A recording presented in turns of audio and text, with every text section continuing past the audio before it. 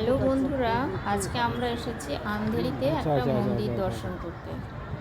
মন্দিরে ঠাকুর দর্শন করতে অবশ্যই। সন্ধ্যা হয়ে গেছে, চারিদিকটা কীরকম লাইট জ্বলে গেছে, অনেকটা উপরে, পাহাড়ের উপরে। পাহাড়ের উপরে কত গাছপালা। বড় না ছোট একটা মন্দির, কিন্তু এখানে প্রতিদিন পুজো পাঠ হয়।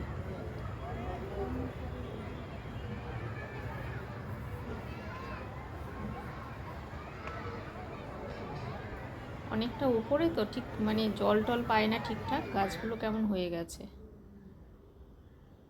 এই যে এখানে আবার একটা কুল গাছও হয়েছে।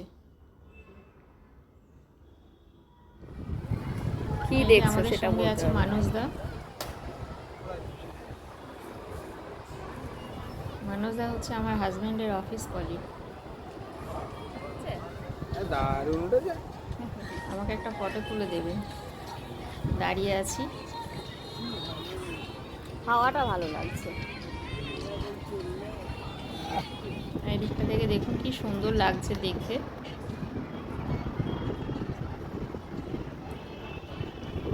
বেশ ঠান্ডা ঠান্ডা হাওয়া দিচ্ছে, আমার তো বেশ ভালোই লাগছে। অনেকটা পাহাড়ে উপরে উঠে এসেছি, গরম লাগছিল।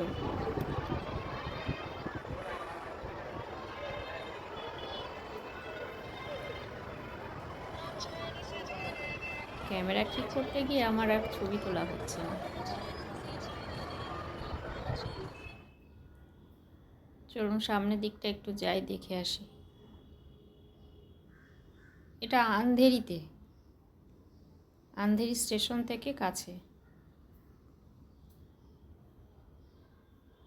আমরা সান্তাক্রুজে থাকি, সান্তাক্রুজ থেকে আন্ধেরিতে এসেছি। এই যে মন্দিরের ভিতরে, এই যে গণপতি ওখানে, এখানে হচ্ছে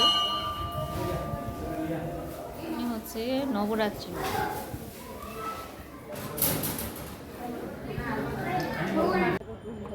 আর এই যে সামনে দেখছেন জোনাকির মতো লাইটগুলো জ্বলছে, এটা কিন্তু বস্তি একটা, অনেক বড় বস্তি। বস্তি পেরিয়ে তারপরে ওই যে বড় বড় উঁচু উঁচু বিল্ডিংগুলো।